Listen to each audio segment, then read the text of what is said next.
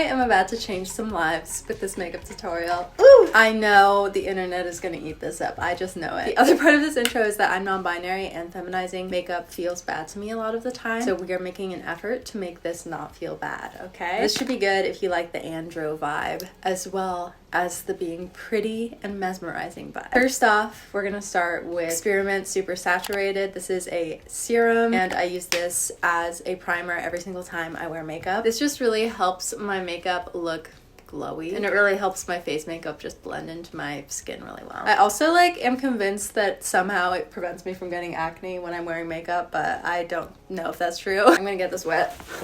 Squishy. I forgot to put in my hair clips. We're just gonna start with the base. The face. I definitely am makeup on the floor type of person. Like everything's just on the floor right now. This is the Urban Decay Quickie Concealer. This is just the face product I use. It's in the shade 20 Double N. I usually just do these areas and then blend it in. I have never owned or used foundation. I always just use concealer. This has really good medium coverage and I've never had a problem with it. So, slay.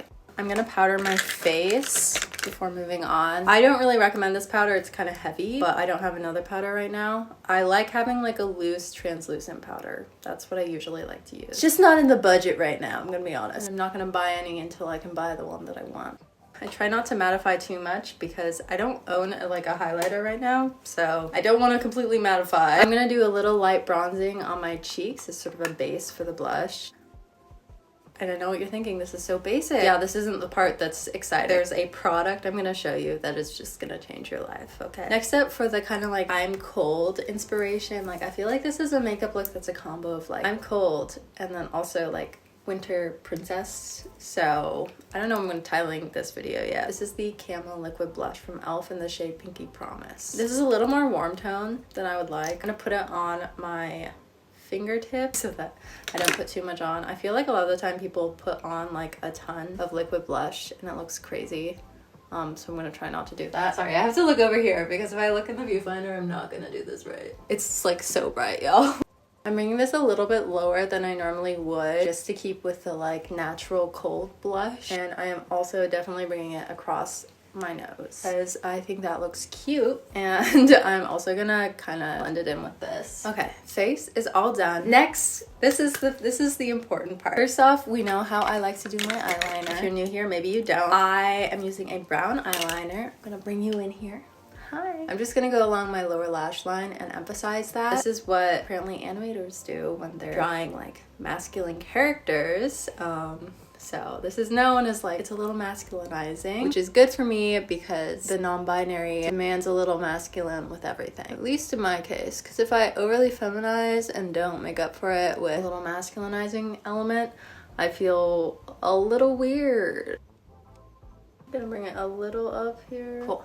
And now this is the step that is magical. I saw a creator a while ago on Instagram do a makeup look with this and I went and I bought it because it looked so cool. This is a white mascara and I had no choice but to buy it in a set of 6 different colors and none of them were labeled, so I had to open a bunch of them to try to find the white. The brand on this is Hondayan. I don't know if that's how you pronounce it. I stopped wearing mascara a while ago in general because it felt too feminizing for me, but I feel like this is an exception and it doesn't feel dysphoric when I'm wearing this because it is so outside the norm that it definitely feels queer. Ta-da! Okay, I'm gonna bring you in.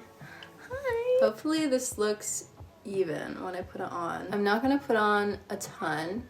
I'm just gonna do kind of a dusting here. I think that is part of the magic of it. I feel like I went a little heavy over there. Over here it looks a little better. I'm sorry if you can hear this dog whining. I feel bad for the dog. There's nothing I can do about it. It's not in my building. I'm also gonna go down to the lower lash line a little bit. And this is gonna look a little uneven on camera. It's gonna look brighter on this side, even though it's not a lot brighter because of the way that the light is hitting me. I was filming a video yesterday and I had to put more on this eye so that it would look even. And in real life, it looked insane. It's giving snow. I think I might add a little sparkly eyeshadow. This palette is from Espresso, and I'm gonna use this one that looks green, but it's not actually green.